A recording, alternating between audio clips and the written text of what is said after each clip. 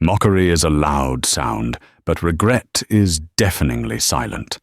That Tuesday night at L'Opera, the city's most pretentious restaurant, the laughter was deafening. They laughed at his worn-out leather jacket. They laughed at his scuffed boots. They laughed when he ordered tap water. But when the quiet man in the corner pulled out a cracked phone and spoke 3 distinct sentences in Russian, the laughter didn't just stop. It died. Because the only person who understood him was Solomon, the waitress everyone ignored. And what she heard wasn't a food order. It was an eviction notice for every arrogant soul in the room. The air inside L'Opera did not smell like food. It smelled like old money and new desperation. Located on the 45th floor of the Meridian Tower in downtown Chicago, the restaurant was a theater where the city's elite came not to eat, but to be seen eating. The lighting was dim, the tablecloths were heavy linen imported from Belgium, and the silence was curated, broken only by the gentle clinking of crystal and the hushed, self-important murmurs of hedge fund managers and socialites. Solomon smoothed the front of her uniform, her hands trembling slightly. It was her 3rd week at L'Opera, and she still felt like an imposter. She was 24, working 2 jobs to pay off her father's medical debts, and living in a studio apartment the size of the restaurant's walk-in freezer. She had gotten this job because she was invisible, quiet, efficient, and possessed of a face that was pleasant but forgettable. That was what Henri, the maitre d', liked about her. "Don't make eye contact unless summoned, Solomon," Henry had snapped at her earlier that evening, adjusting his silk tie. Henry was a man who pronounced his name with a French inflection, despite being born in New Jersey. "Tonight is important. Preston Beaumont is dining at table 4. If he wants water, you pour it before he realizes he is thirsty. If he drops a fork, you catch it before it hits the floor." Solomon nodded, gripping her tray. Preston Beaumont. The name was synonymous with aggressive real estate takeovers and a temper that could end careers. He was currently sitting at the best table by the window, accompanied by a woman named Lydia, who was more jewelry than person. The night was proceeding with its usual tense rhythm until the elevator doors slid open at 8:15 p.m. Usually, the elevator to L'Opera was guarded by a concierge in the lobby, but the concierge was currently on a smoke break, a lapse in security that would soon become legendary. Out of the elevator stepped a man who looked like he had walked into the wrong universe. He was older, perhaps in his late 60s, with a face weathered by wind and harsh winters. He wore a faded brown leather jacket that had seen decades of use, grey work trousers that bunched at the ankles, and heavy, scuffed boots that squeaked against the pristine marble floor. He held a flat cap in his hands, his thick grey hair slightly dishevelled. The restaurant fell silent. It wasn't a polite silence. It was the shocked silence of a predator spotting an injured animal. Forks paused halfway to mouths. Conversations regarding mergers and summer homes in the Hamptons withered away. Henri, who was near the host stand, turned a shade of pale, usually reserved for corpses. He rushed forward, his polished shoes clicking rapidly. "Excuse me, sir," Henri said, his voice dripping with icy condescension. He physically blocked the man's path. "Deliveries are in the rear. You need to take the service elevator back down immediately." The old man blinked. He had striking eyes, a piercing, icy blue that seemed to see right through Henri's cheap facade. "No delivery," the man said. His voice was gravelly, thick with a heavy Russian accent. "I am here to eat." A ripple of tittering laughter spread through the dining room. At table 4, Preston Beaumont threw his head back and guffawed, slapping the table. "Eat?" Henry scoffed, looking at the man's boots with undisguised disgust. "Sir, look around you. This is L'Opera. We have a strict dress code. Jacket and tie are mandatory, and quite frankly, Reservations are booked 6 months in advance. The old man looked around the room. He didn't look intimidated. He looked bored. "I am hungry," he stated simply. "I want soup and bread." "We don't serve soup and bread," Henri sneered. "We serve cuisine. Please leave before I call security." The old man didn't move. He reached into his jacket pocket. Henri flinched, perhaps expecting a weapon, but the man pulled out a thick wad of cash, $100 bills wrapped in a rubber band. He peeled off 5 bills and held them out. "For table. Any table."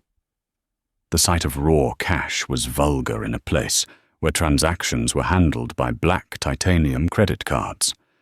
But Henri was also greedy. He looked at the $500, then back at the packed restaurant. He glanced at a small, terrible table near the swinging kitchen doors, right next to the wait station where dirty dishes were stacked. "Fine," Henri snapped, snatching the money. "But you sit where I put you, and you eat quickly. If you disturb the other guests, you are out." Henri marched the man to the shame table. The old man sat down heavily, placing his cap on his knee. "Solomon," Henri hissed, grabbing her arm as she passed. "Take care of the stray. Give him a menu, water, whatever. Just keep him quiet." Solomon felt a pang of sympathy as she approached the table. The man looked tired. He reminded her of her grandfather, a stern man from Kiev, who had taught her that dignity wasn't about clothes. It was about how you held your head. "Good evening, sir," Solomon said softly, placing a napkin before him. "My name is Solomon. Can I start you with some water?" The man looked up at her. For a second, the hardness in his eyes softened. "Water, yes. No ice. And borscht? We have a beetroot consommé," Solomon corrected gently. "It's very good." "Beetroot," he nodded. "And vodka. I'll bring the wine list, sir." "No list, just vodka. Cold." As Solomon walked away to key in the order, she felt the eyes of the room. They weren't looking at her. They were staring at the stray, whispering and pointing. The atmosphere had shifted from exclusivity to a circus sideshow. And the ringmaster was about to step in. The arrival of the beetroot consommé did nothing to settle the room. The old man, whose name Solomon had learned was Victor, he had grunted it when she brought the water, ate with a robust enthusiasm that Lupera was not accustomed to. He didn't sip. He ate. He tore the artisan bread roll with his hands rather than using the silver bread knife.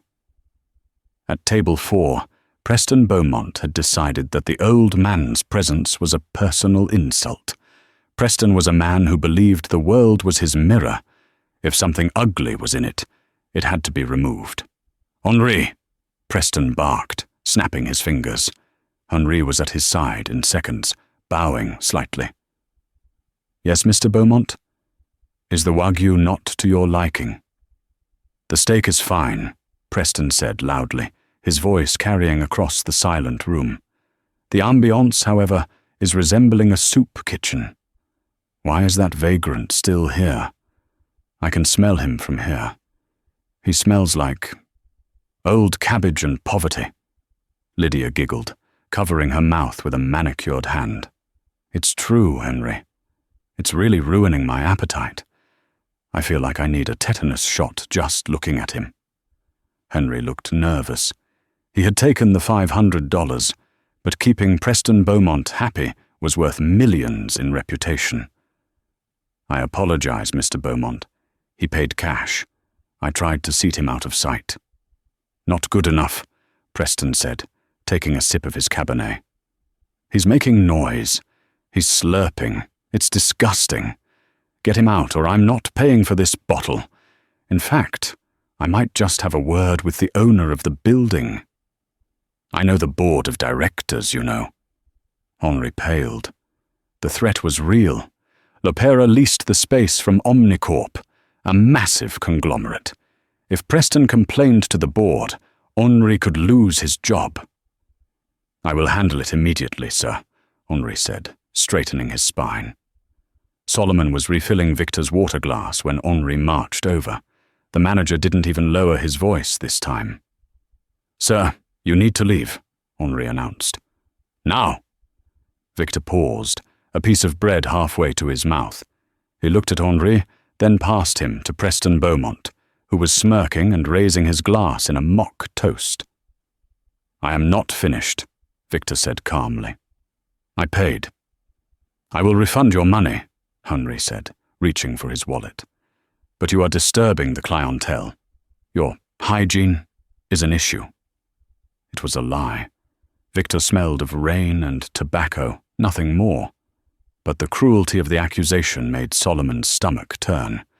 "Hygiene," Victor repeated. He set the bread down slowly. "I disturb him?" He pointed a calloused finger at Preston. "Mr. Beaumont is a valued guest," Henri sneered. "You are a mistake, a charity case I allowed in against my better judgment. Now get up." The room was dead silent.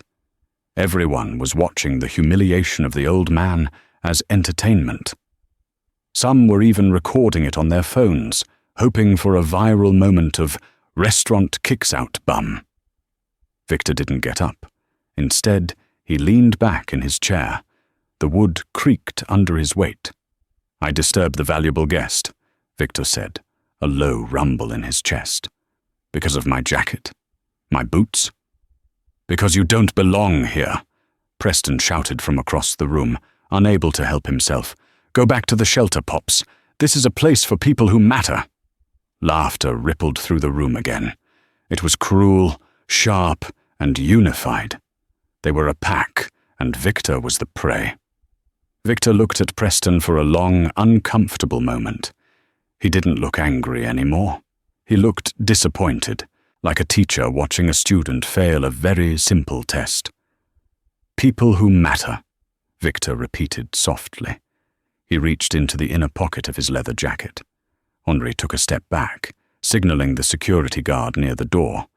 But Victor didn't pull out a weapon. He pulled out a phone. It wasn't a smartphone. It was an old, ruggedized device, the kind used on construction sites or military outposts. It was thick, black, and held together with what looked like electrical tape. "You make a mistake," Victor said to Henri, his voice devoid of emotion. "Big mistake." "The only mistake is you not leaving," Henri hissed.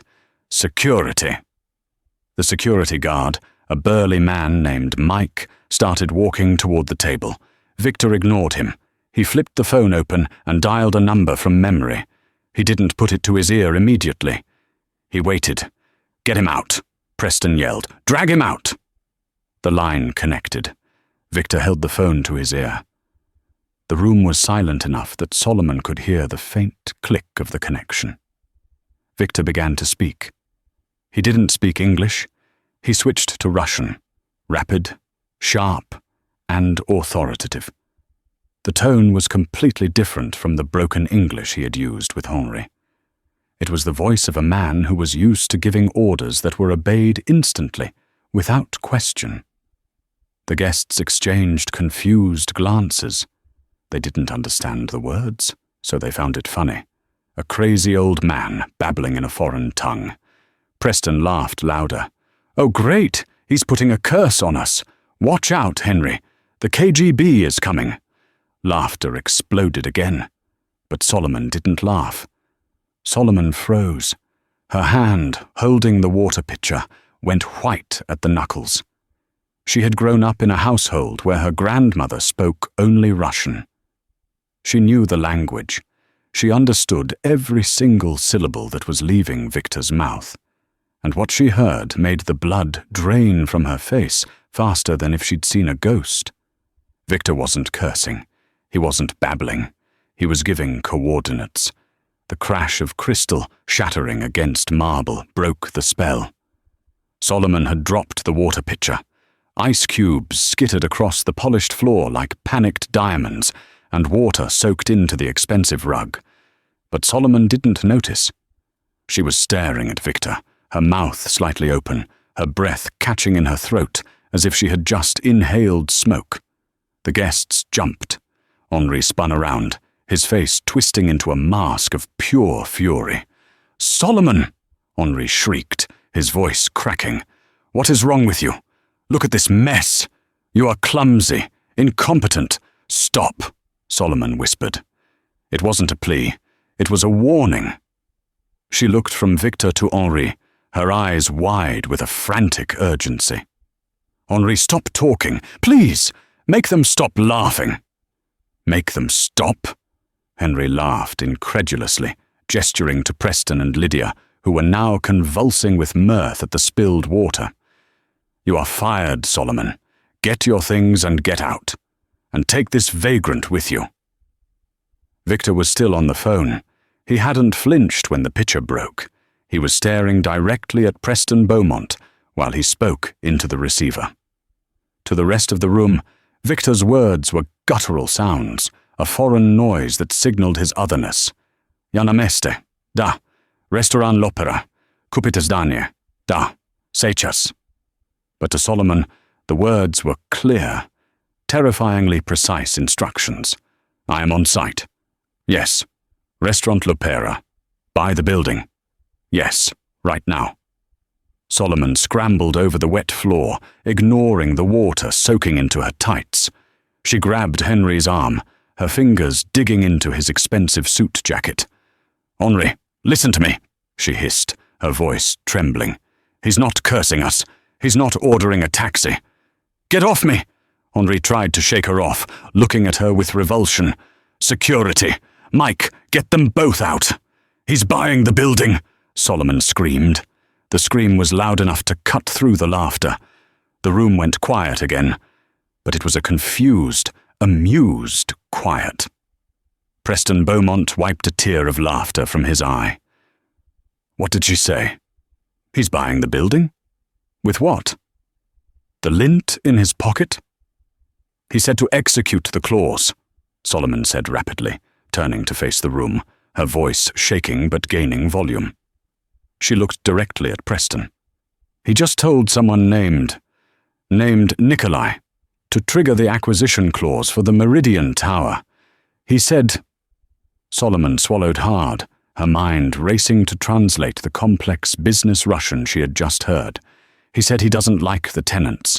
He said the rat infestation is too severe on the 45th floor." Victor snapped the phone shut. He placed it gently on the table next to his untouched bread. He looked at Solomon. For the first time, a small, genuine smile touched his lips. It wasn't a happy smile. It was the smile of a general recognizing a sharp lieutenant in the field. "You speak Russian," Victor stated in English. "My grandmother," Solomon managed to say, her heart hammering against her ribs. "She was from Odessa." Victor nodded slowly. "Good. Then you can tell them exactly what happens next." Henri looked between Solomon and Victor. A seed of doubt, cold and slippery, began to form in his gut. But his ego was a fortress that wouldn't fall easily. "This is ridiculous," Henri scoffed, though his voice lacked its previous bite. "You're both delusional. A mental illness, folie à deux. Mike, remove them. Now." Mike, the security guard, stepped forward. He was a large man who enjoyed the simple authority of his job. He reached for Victor's shoulder. "All right, Pops. Party's over. Let's go." "Do not touch him!" Solomon lunged between Mike and Victor, throwing her arms out. "Move, girl," Mike grunted. "If you touch him," Solomon cried out, desperation making her voice shrill, "you will never work in this city again. Don't you understand? He didn't just order dinner. He ordered the company." Preston stood up, slamming his hand on the table. The cutlery rattled.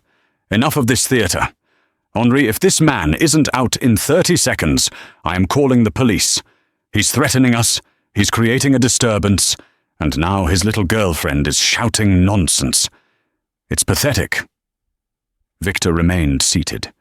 He picked up his glass of water, the one Solomon had poured before the pitcher broke, and took a slow, deliberate sip. He didn't look at Mike. He didn't look at Henri. He looked at his watch. It was a cheap, digital Casio. 3 minutes, Victor said. They are slow today. Traffic. Who is slow? Henri demanded, losing his patience. The police? Victor shook his head. The owners. Omnicorp owns this building, Preston sneered, adjusting his cufflinks. And Arthur Galloway is the CEO. I played golf with him last Sunday. Do you think Arthur Galloway is coming here to see you? Victor looked at Preston with eyes that were suddenly very old and very tired. Arthur is a good golfer, bad CEO. He listens too much to people like you. Preston's face turned a dangerous shade of red. He stepped out from behind his table, marching toward Victor. You listen to me, you senile piece of trash. Ding. The sound of the elevator arriving was soft, but in the tense silence of the room, it sounded like a gunshot. Everyone turned. The main elevator doors slid open. Usually, the elevator brought up couples on dates or business partners. This time, it brought up panic. 3 men in dark suits ran out. They didn't walk. They ran. Leading them was a man Solomon recognized instantly from the business magazines kept in the restaurant's lobby. It was Arthur Galloway. But Arthur Galloway didn't look like the master of the universe today. His tie was crooked. His face was slick with sweat. He was breathing hard, as if he had run up the 45 flights of stairs. "Mr. Galloway!" Henri exclaimed, relief washing over him. He stepped forward, smoothing his jacket. "Thank God you're here. We have a situation. A vagrant refused to leave and—" Arthur Galloway didn't even look at Henri. He shoved the maître d' aside with enough force to send Henri stumbling into a waiter. Arthur ran straight to the small, shameful table near the kitchen doors. He stopped in front of Victor, gasping for air. Then, to the absolute horror of Preston Beaumont and the entire dining room, the CEO of Omnicorp bent at the waist. He bowed. "Mr. Volkov," Arthur wheezed. I am so sorry. The traffic, the driver." Victor looked at Arthur, then at his cheap watch. "You are late, Arthur. 4 minutes." "I apologize, sir. Deeply," Arthur said, his voice trembling. He looked like a schoolboy called to the principal's office.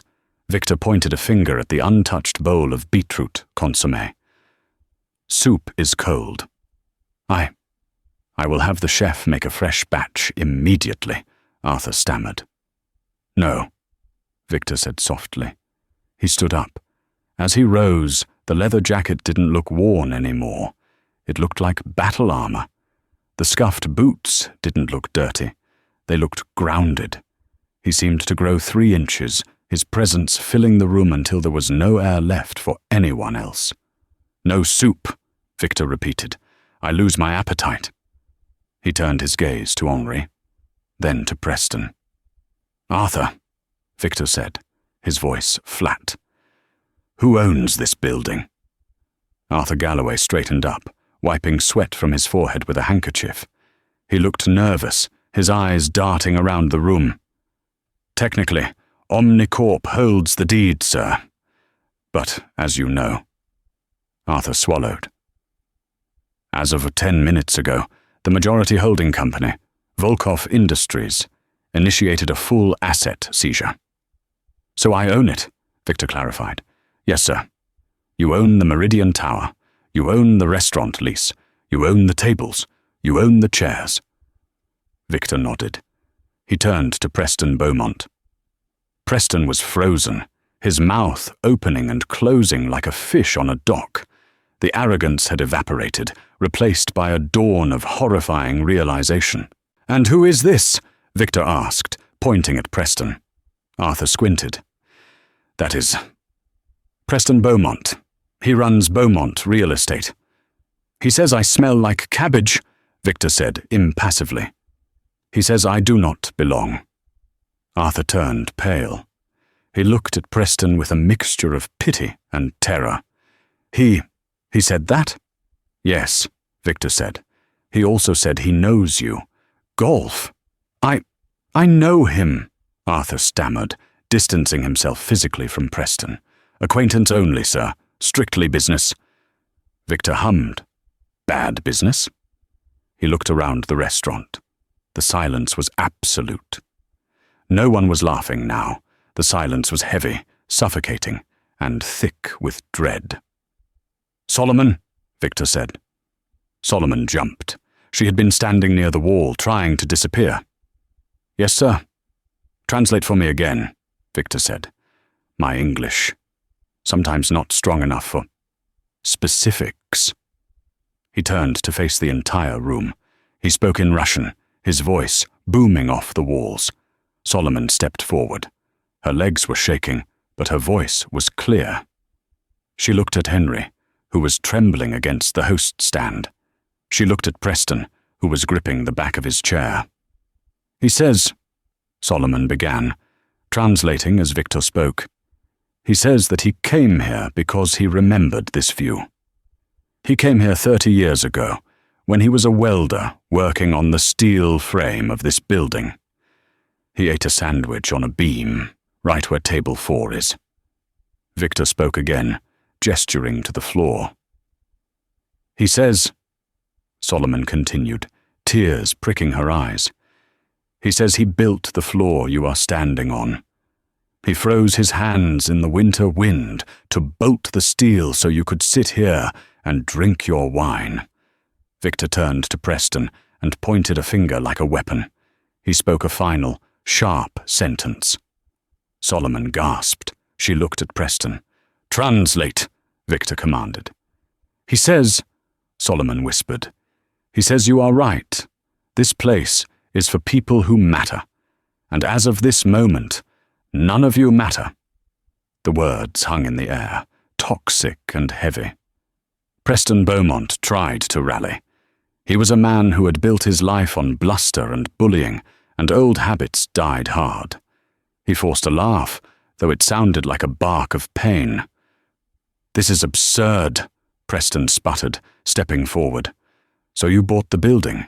Congratulations. That doesn't mean you can just create a scene. I have rights. I have a reservation." Victor didn't answer. He looked at Arthur Galloway. "Arthur," Victor said, "is this restaurant open?" Arthur hesitated, looking at the packed room of Chicago's elite. "Well, sir, technically, yes. It is dinner service." "Close it," Victor said. "Sir, close it," Victor repeated, his voice dropping an octave. "Now, fire inspection, gas leak, rats, I don't care. Close it." Arthur turned to Henry. "Clear the room, immediately." Henry looked like he was about to faint. "But, Mr. Galloway, the guests, the revenue." "Did you hear the man?" Arthur roared, his fear manifesting as aggression toward his subordinate. "The owner has ordered an immediate closure. Everyone out. Now!" Henry scrambled. He began clapping his hands frantically. "Ladies and gentlemen, I am terribly sorry. There is an emergency. We must evacuate. Please, move to the exits." The room erupted into chaos. Indignation warred with confusion. Wealthy patrons stood up, knocking over chairs. "I haven't finished my lobster," one woman cried. "Who is paying for this?" a man shouted. Preston Beaumont didn't move. He stood his ground, his face purple. "I am not leaving," he hissed. "I am Preston Beaumont. You can't kick me out like some bum." Victor walked over to table 4. He stood so close to Preston that Preston had to crane his neck back to look him in the eye. "Bum?" Victor asked. "No, I am landlord." Victor reached out and picked up the bottle of expensive Cabernet that Preston had been drinking. He inspected the label. "Good wine," Victor noted. Then, with a casual flick of his wrist, Victor poured the wine onto the table. The dark red liquid splashed over the white linen, dripping onto Preston's lap. Preston jumped back, shrieking, "My suit! This is Italian silk!" "It stains," Victor observed calmly, "like reputation." You maniac!" Preston lunged, raising a fist. Mike, the security guard, who had been watching the scene unfold with his mouth open, suddenly remembered who signed his checks, or rather, who owned the person who signed his checks. Mike tackled Preston. It was a clumsy tackle, knocking the table over with a tremendous crash of silverware and china. Preston hit the floor with a grunt, pinned by the very security guard he had ordered to remove Victor just minutes ago. "Get off me!" Preston screamed, thrashing. I'll sue all of you." "Remove him," Victor said to Mike. "He disturbs the peace." Mike hauled Preston up by the collar of his wine-stained jacket. Lydia, Preston's companion, had already grabbed her purse and fled toward the elevator without looking back. As Mike dragged a cursing, kicking Preston Beaumont toward the exit, the rest of the diners fell into a hurried, terrified silence. They filed out, clutching their furs and bags, keeping their eyes on the floor. They didn't want to make eye contact with the man in the leather jacket. They didn't want to be remembered. Within 5 minutes, L'Opera was empty. The silence returned, but this time it was different. It wasn't the curated silence of luxury. It was the hollow, echoing silence of an empty stage after the play has been cancelled. Only 4 people remained: Victor, Arthur Galloway, Henri, and Solomon. Henri was shaking. He approached Victor, wringing his hands. "Mr. Volkov," Henri began, his voice a wheedling whine. I had no idea. If I had known, obviously our protocols are strictly for safety. I was only trying to protect the atmosphere of the establishment you now own. I hope you can understand that my actions were—" "You," Victor interrupted. He didn't look at Henri. He looked at the view of the city lights through the window. "Yes, sir?" Henri asked, hope flickering in his eyes. "You have job?" Victor asked. "Well, yes, sir. I am the general manager." "No," Victor said. "You had job." Henri froze. "Sir?" "You judge by clothes," Victor said. "You judge by money. A manager must judge by character. You have none." Victor turned to Arthur. "Arthur, fire him." "You're fired, Henri," Arthur said instantly. "Leave your pass card on the stand. Get out." "But my pension, my tenure," Henri stammered, tears welling up. "Go," Victor said. The single word was like a hammer blow. Henri looked at the empty restaurant, then at the spilled wine, and finally at Solomon. He shot her a look of pure venom, but he said nothing. He placed his keycard on a table and walked to the elevator, a defeated man. Now, only 3 remained. Arthur Galloway wiped his forehead again. "Mr. Volkov, about the building acquisition. The legal team is asking how you want to structure the liquidation of the current tenants." "Later," Victor said, waving his hand dismissively. "Now, I am hungry." Arthur blinked. "Hungry? Sir, the stuff is gone. The chef's left. I can order catering. Or we can go to the Drake." Victor shook his head. He turned slowly toward the corner where Solomon was standing. She had been clutching her tray to her chest like a shield, trying to make herself invisible again. "Solomon," Victor said. "Yes, sir." Her voice was barely a whisper. "You know where kitchen is?" "Yes, sir." "You know how to cook?" Solomon hesitated. I'm not a chef, sir. I cook at home, for my dad." Victor nodded. "Good. Home cooking is best." He walked over to the table where he had first sat, the shame table near the kitchen. He sat down. "Make me soup," Victor said, "and sandwich, and bring vodka. We have meeting."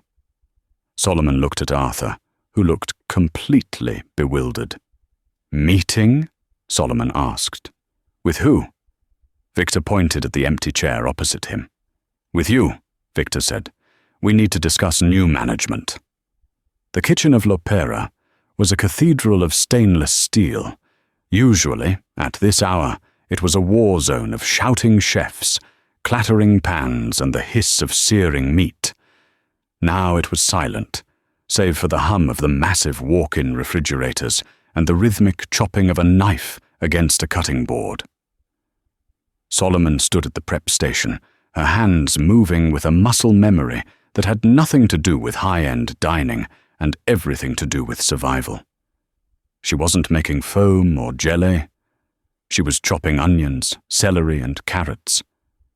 Victor sat on a metal stool near the pass-through window, watching her. He had taken off his leather jacket, revealing a faded flannel shirt underneath.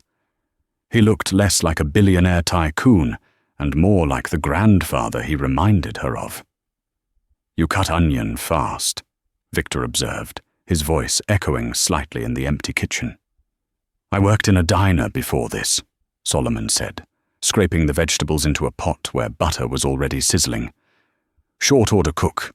You learn speed or you get yelled at. Better to be yelled at by hungry truck driver than by man in silk tie," Victor grunted. Solomon managed a small smile. The truck drivers tipped better, actually. She reached for a can of San Marzano tomatoes from the pantry shelf. It was the only canned item in a kitchen obsessed with fresh produce, kept for the staff meals. She poured them in, adding a splash of heavy cream and a pinch of dried basil she found in a jar. Next to the soup pot, she had a skillet going. 2 thick slices of sourdough bread, heavily buttered, sizzling with a layer of sharp cheddar and Gruyere in between. The smell of melting cheese and simmering tomatoes began to fill the sterile air. It was a warm, homey scent that felt alien in the cold luxury of the Meridian Tower. "Why you stay?" Victor asked suddenly. Solomon didn't look up from the grilling sandwich. "Excuse me?" "The little man." "Henri. He treat you like dog. He yell, he snap fingers. Why you stay?" Solomon flipped the sandwich. The bread was a perfect golden brown. "I need the money, Mr. Volkov. My father, he has MS, multiple sclerosis. The medication is $3,000 a month. The insurance stopped paying last year." Victor went quiet. The only sound was the bubbling soup. "I tried other jobs," Solomon continued, her voice tight. "But the tips here, one good night can pay for a week of his pills. So I swallow my pride. I let Henri yell. I let Mr. Beaumont make fun of my shoes. Because when I go home, my dad can walk." She poured the soup into a simple white bowl and cut the grilled cheese diagonally. She placed it all on a tray and carried it to the metal stool. "Dinner is served," she said softly. "Tomato bisque and grilled cheese. It's not Wagyu, but—" Victor took the spoon. He took a sip of the soup. He closed his eyes. For a long moment, he said nothing. Solomon shifted nervously, worried she had insulted him with peasant food. Then Victor opened his eyes. They were wet. "It tastes like—" He paused, searching for the word. "Like Tuesday." "Tuesday?" Solomon asked. "When I was boy in Russia," Victor said, dipping the sandwich into the soup. "My mother make this on Tuesday. Bread was hard, cheese was old, but soup was hot. It is best thing I eat in 20 years. He ate with focus, finishing half the sandwich before speaking again. "I had daughter," Victor said abruptly. Solomon froze. "Had?" "She died 10 years ago." Victor's voice didn't break, but it became heavy, like stone. "Car accident. She was like you. Quiet, strong eyes. She wanted to be artist. I told her no. I told her, 'Natalia, you must learn business. You must be shark.' We fight." She drove away, angry. It was ice on road. He took another bite of bread, chewing slowly, as if chewing on the memory. "I make billions," Victor said, gesturing vaguely with his hand. "Oil, steel, shipping. I buy everything. But I cannot buy Tuesday with Natalia. I became hard man. I thought money was shield. But today, I see you." He looked at Solomon. The intensity of his gaze made her want to look away, but she held it. I see you drop water, Victor said. I see you scared. But then, you step in front of security guard. You protect old man you think is bum. You shout at Henri. You translate for me. I was angry, Solomon admitted. No, Victor corrected. You were brave. Business schools teach math. They teach strategy. They cannot teach brave. He finished the last of the soup and wiped his mouth with a paper towel. Arthur!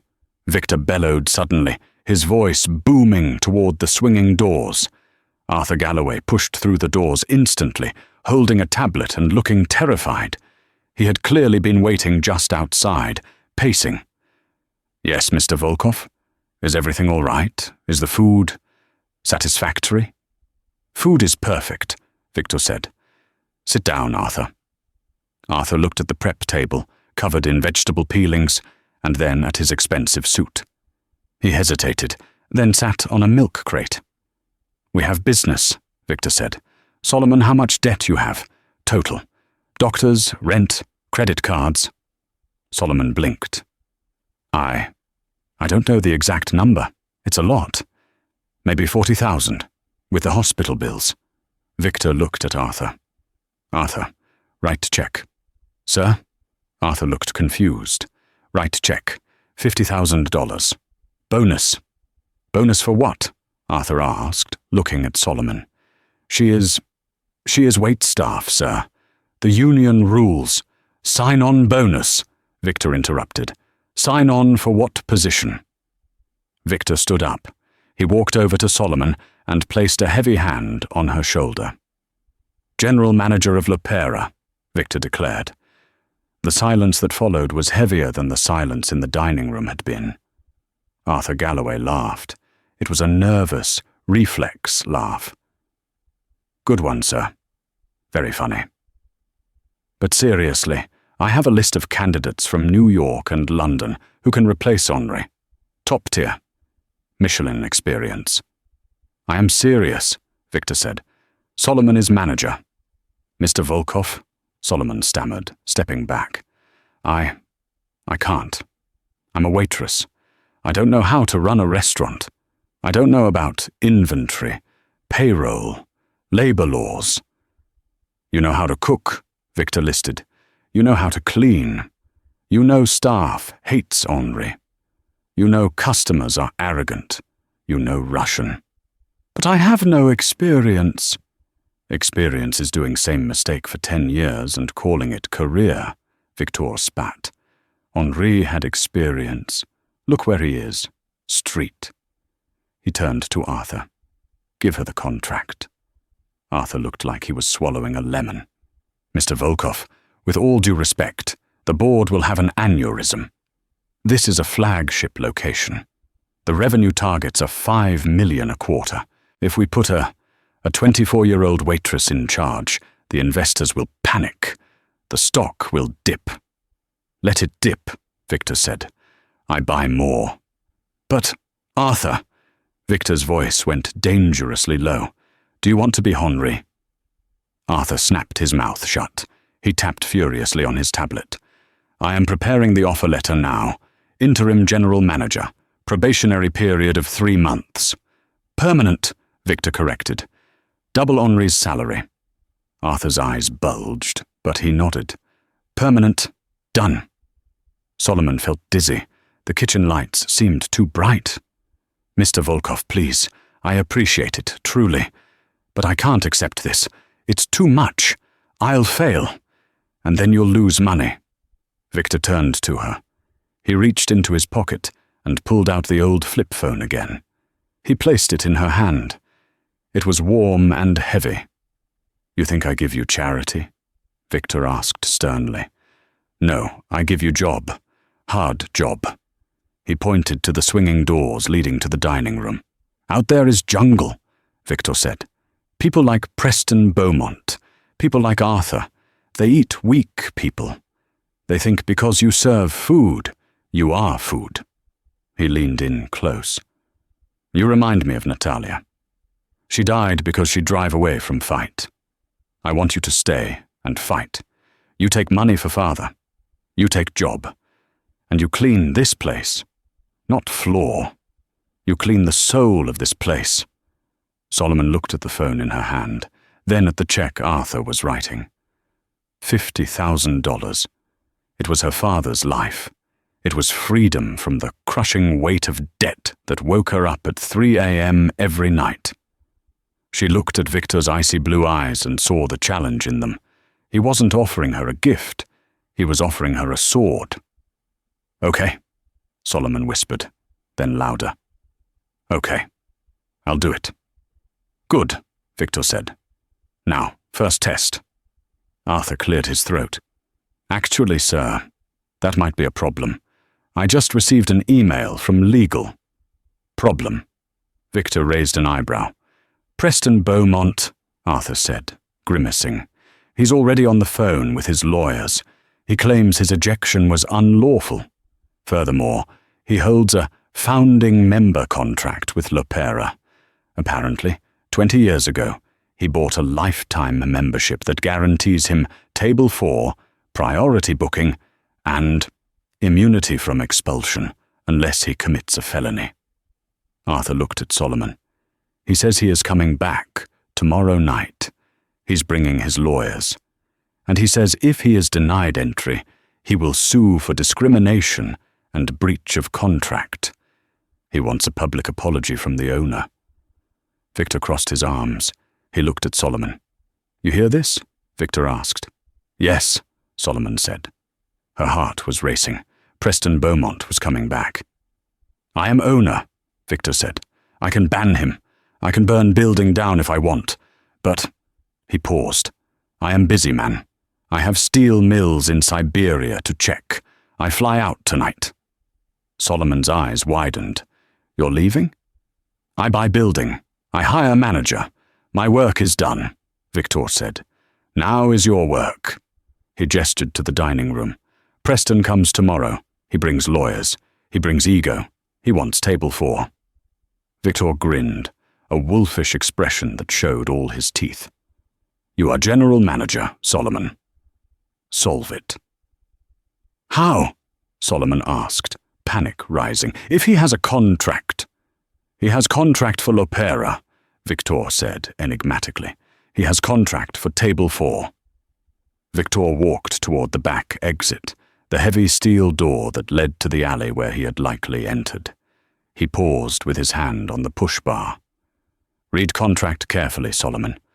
Devil is in details. But remember," Victor tapped his temple, "if you play their game, you lose. They have money lawyers. You must play Russian game." "What is Russian game?" Solomon asked.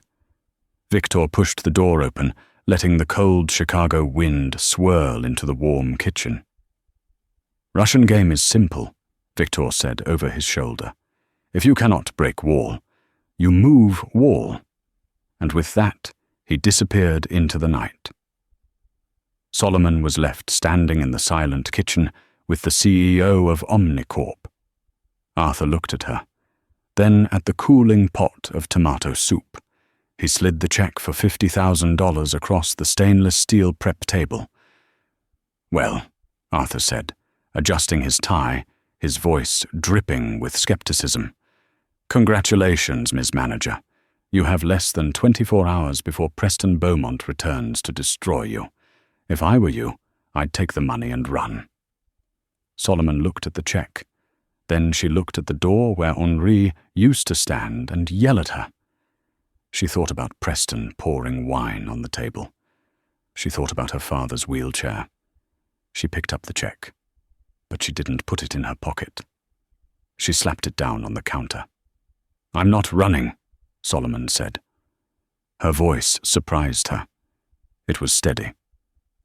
"Arthur, give me the iPad. I need to see the reservation system, and get me a copy of Preston Beaumont's contract.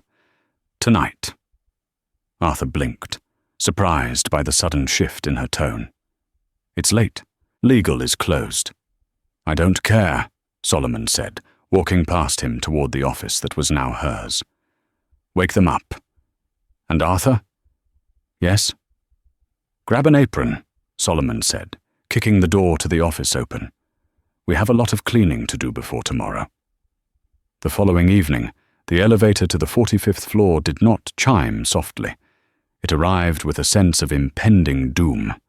At exactly 7 p.m., the doors slid open. Preston Beaumont stepped out. Flanking him were 2 men in sharp pinstripe suits carrying leather briefcases. His legal team. Preston wore a smirk that was sharper than his lawyer's suits. He was ready for a fight. He expected to see a terrified waitress, a boarded-up restaurant, or perhaps Arthur Galloway begging for mercy with a settlement check. What he found was noise. Usually the lobby of l'Opera was a mausoleum of silence. Tonight it buzzed. There was laughter. There was the clinking of heavy silverware. And permeating the air, replacing the scent of expensive truffle oil, was the rich, hearty aroma of roasted tomatoes, dill, and baking bread. Preston frowned, his nose wrinkling. "What is that smell?" He marched to the host stand. Solomon was standing there. She wasn't wearing the ill-fitting waiter's uniform anymore. She wore a simple, sharp black blazer and trousers. Her hair was pulled back, and her eyes, usually cast down in submission, were level and calm. "Good evening, Mr. Beaumont," Solomon said pleasantly. "We were expecting you." Preston stopped, thrown off by her composure. He slammed a piece of paper onto the host stand.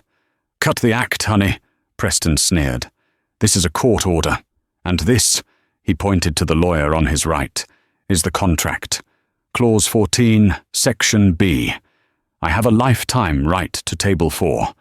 If I am denied seating, or if the service is not up to the standard of the establishment, I sue for triple damages, and I own the lease. You have 5 minutes to seat me, or I own this place." The lawyer stepped forward, looking bored. "It's ironclad, miss. Just give him the table." Solomon glanced at the paper, then back at Preston. She didn't blink. "We have no intention of denying you service, Mr. Beaumont," Solomon said. "In fact, Mr. Volkov insisted that we honor your contract to the letter." Preston's smirk widened. He turned to his lawyers. "See? They folded. Weak." He turned back to Solomon. "Well, move it. I'm hungry." "Right this way," Solomon said. She grabbed 3 menus and led them into the dining room. Preston strode in like a conquering king, ready to bask in the envy of the elite. But as he stepped past the partition, he stopped dead. The dining room was packed, but the people sitting at the tables weren't the hedge fund managers or the socialites in diamonds. At table 1, a group of construction workers, still in their reflective vests, were laughing over bowls of steaming soup.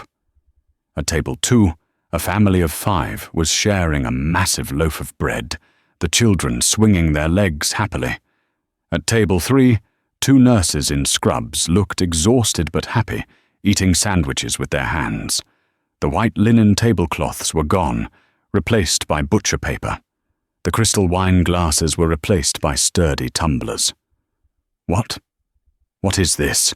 Preston stammered, his face draining of color. "Who are these people? How did they get in?" "Mr. Volkov implemented a new business strategy," Solomon explained calmly, walking ahead. He felt the previous menu was exclusionary. "We have pivoted. We now serve traditional comfort food. The prices have been adjusted to be accessible to everyone. No reservations required. No dress code." "This is a zoo!" Preston shrieked. "I'm not eating here." "That is your choice," Solomon said, stopping at the prime window seat. "But your contract stipulates that you have a right to the table. It does not stipulate who sits at the other tables. If you leave voluntarily, you forfeit your claim to damages." Preston turned purple. He looked at his lawyers. The lawyer shrugged. "She's right, Mr. Beaumont. The contract guarantees access and service. It doesn't guarantee the ambiance or the clientele. If you refuse the table, you're breaking the contract, not them." Preston ground his teeth. He couldn't leave. If he left, he lost. and Preston Beaumont never lost. "Fine," he hissed. "Sit." He threw himself into the chair at table 4. His lawyer sat awkwardly beside him. "I want the wine list," Preston barked. "And the Wagyu." "I'm afraid the menu has changed," Solomon said, placing a single, laminated sheet on the table. Preston looked at it. Menu. Item 1. Victor's soup, tomato and dill, 5 order.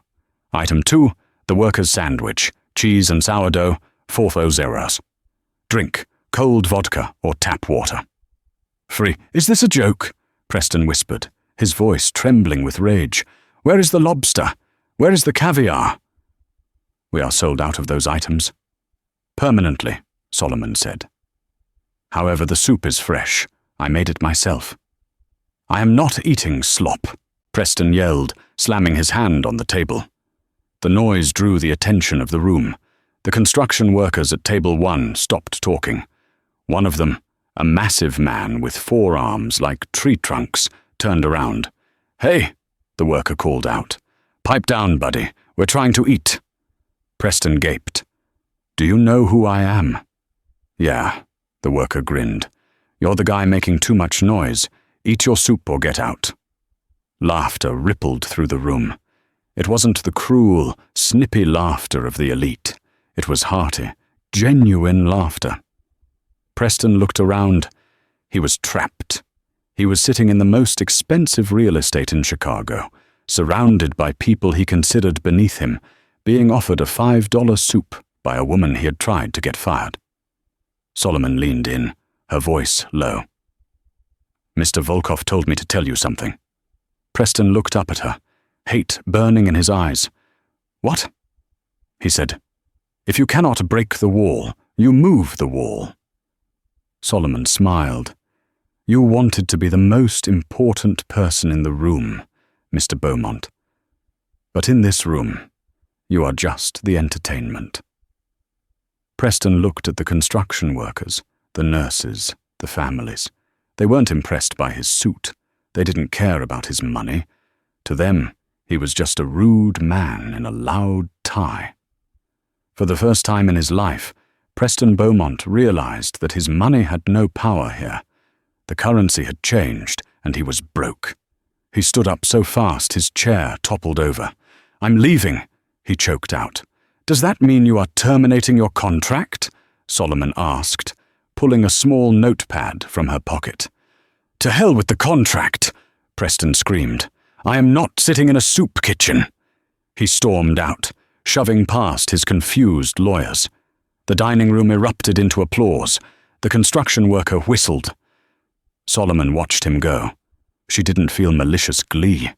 She just felt clean, like a heavy weight had been scrubbed off the floor. "Arthur," she called out. Arthur Galloway stepped out from the kitchen, wearing an apron over his suit.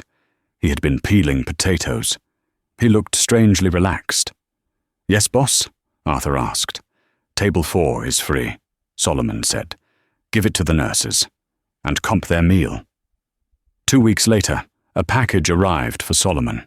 It was postmarked from a remote town in Siberia. Inside was a small, framed photograph of a young woman with fierce eyes holding a paintbrush, Natalia. Tucked into the frame was a note written in jagged handwriting. "Solomon, Arthur tells me profits are down 80%, but customer satisfaction is up 100%. You are terrible capitalist. You are excellent human. Keep the change. V." Solomon placed the photo on the host stand, right where everyone could see it. She looked out at the packed restaurant. It was loud, it was chaotic, and it smelled like tomatoes and hard work. She picked up the phone to call her dad. For the first time in years, she wasn't calling to say she would be late or that she was short on rent. "Hey, Dad," she said, watching the snow fall over Chicago. "Do you want to come for dinner? I know a great place. The owner is a friend." The sign outside the building had been changed that morning. It no longer said L'Opera. In bright, bold neon it simply read Natalia's, and underneath, in smaller letters, everyone welcome, even you. And that is how a quiet Russian man with a cracked phone and a waitress with a brave heart took down the biggest bully in Chicago. It serves as a brutal reminder. Arrogance is a loan taken out against reality, and eventually, life comes to collect the debt. Preston Beaumont thought his money made him untouchable, but he forgot that dignity cannot be bought. It must be earned. If you enjoyed this story of hard karma hitting back, please hit that like button. It helps us share these stories with more people.